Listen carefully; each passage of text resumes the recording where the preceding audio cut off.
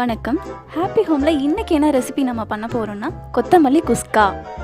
சீரக சம்பா அரிசி 2 கப், கொத்தமல்லி, அன்னாச்சி பூ, மராத்தி மொக்கு, மிளகு, சீரகம், பட்டை, கிராம்பு, சோம்பு, ஏலக்காய், பிரிஞ்சி இலை, நெய் தேவையான அளவு, பெரிய வெங்காயம், துருவிய தேங்காய் 1/2 கப், பச்சை பட்டாணி, சின்ன வெங்காயம், பச்சை மிளகாய் 2, இஞ்சி பூண்டு தேவையான அளவு.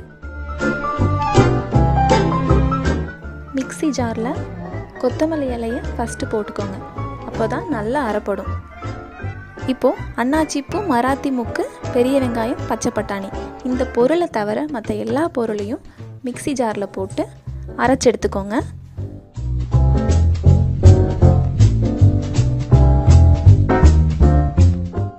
தண்ணி அதிகமாக சேர்க்காமல் இந்த பதத்தில் அரைச்சி எடுத்துக்கோங்க.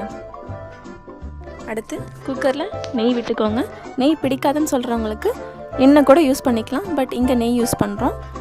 அன்னாச்சிப்பூ, மராத்தி மொக்கு சேர்த்து நல்லா பொரிஞ்சதுக்கப்புறம் பெரிய வெங்காயம் சேர்த்து நல்லா வதக்கிக்கோங்க, பொன்னிறமாக வர வரையும். அடுத்து அரைச்சி வச்சுருக்க விழுதை சேர்த்துக்கோங்க.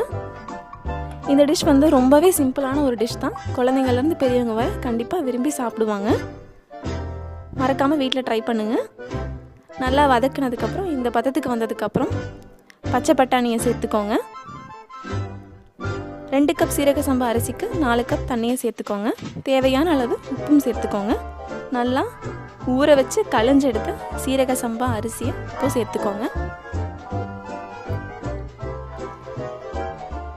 தண்ணியை ஒரு கொதி விட்டு குக்கர் க்ளோஸ் பண்ணி 2 விசில் விட்டு எடுத்தீங்கன்னா சுவையான கொத்தமல்லி குஸ்கா ரெடி.